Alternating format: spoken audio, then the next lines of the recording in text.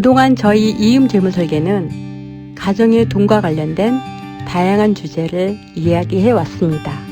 오늘부터는 부동산에 대한 이야기를 나누어 보려고 하는데요. 사실 부동산은 많은 분들이 재무설계와 별도로 생각하는 분들이 의외로 많이 있습니다. 재무설계를 보통 돈관리, 금융상품 가입, 보험설계, 저축 투자 정도로 생각하기 때문에 부동산은 아예 따로 보아야 한다고 생각하는 분들이 의외로 많은 것이 현실입니다. 그러나 부동산은 철저하게 재무설계 범위 내에서 이루어져야 하는 영역입니다. 가만히 생각해 보면 우리가 결정하는 가장 큰 돈이 부동산이다 보니 부동산을 선택하는 순간부터 굉장히 힘들어지는 경우가 많이 발생합니다. 사실 저희가 만나는 많은 가정들이 부동산으로 인한 다양한 문제에 직면하고 있습니다. 예를 들어 볼까요? 첫 번째, 신혼부부입니다. 신혼부부들은 충분하지 않는 자금 사정에서 얼마의 대출을 받을 것인가부터 고민을 합니다. 그리고 전월세를 시작을 하면서도 이 돈을 혹시 떼이지는 않을까 걱정합니다. 좋은 기회에 청약에 당첨되어 아파트에 입주하는 계획을 세우기도 합니다. 두 번째로 실거주 목적에서 집을 장만하려는 분의 경우입니다. 이분에게도 대출은 중요한 문제입니다. 대출이 얼마나 나올까부터 시작해 과연 이 큰 돈을 잘 갚아 나갈 수 있을까 염려를 하기도 합니다. 그 이외에도 실제 내가 살아야 할 집이다 보니 교통, 편의시설, 출퇴근, 자녀의 교육 문제를 고려하지 않을 수 없습니다. 세 번째로 부동산을 투자하는 경우도 있습니다. 집을 한 채 더 사서 매월 월세를 받는 상상을 하기도 하고 소위 갭투자로 하는 방식으로 적은 돈으로 집을 사서 집값이 많이 오르기를 기대합니다. 그러나 가장 중요한 것은 이러한 결정을 할 때 나에게 적정한 수준의 부동산인가를 심사숙고해야 합니다. 무작정 시작했다가 예상치 않는 어려움에 하우스푸어가 되었다는 이야기를 많이 들어보셨을 겁니다.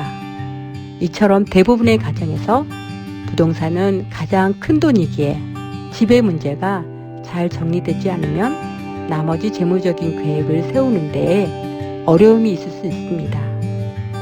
그렇다면 우리는 부동산을 어떻게 접근해야 할까요? 우리 사정에 맞게 하나씩 단계를 밟아가야 합니다. 그런데 현실은 어떻습니까? 부동산 스터디 모임, 경매 강의, 소액으로 갭투자하기 등 우리의 돈 욕심에 초점을 맞추다 보니 기본보다는 무리한 투자를 하려는 경우가 생각보다 많습니다. 우리가 매일 쉽게 접하는 부동산 관련 기사인데요.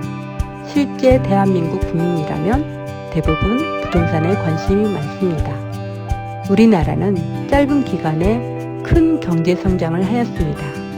이런 나라의 특징은 대부분 부동산과 같은 자산의 가격이 급격히 오르기 때문에 이로 인해서 부자가 된 사람이 많아서 부동산을 보통 재산 증식의 방법으로 생각을 합니다. 그리고 부동산에도 종류가 꽤나 많습니다. 대표적인 것이 아파트입니다. 그 외에도 오피스텔, 상가, 빌딩, 심지어 토지까지 다양한 종류의 부동산이 있습니다.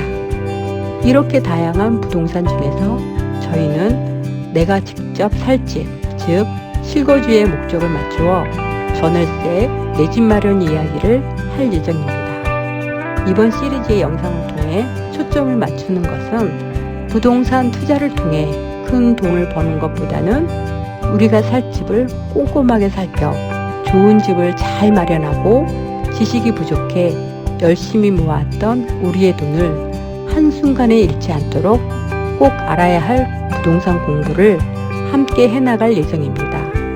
부동산 전문가가 넘쳐나는 요즘 저는 20여 년간 재무상담사로 그리고 공인중개사로 활동해 오고 있는데요.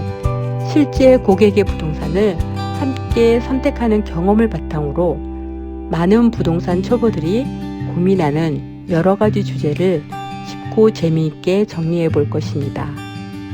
다음 편에는 가장 먼저 집을 빌리는 것, 즉 전세나 월수를 시작하는 경우에 꼭 알아야 할 내용으로 다시 찾아뵙겠습니다.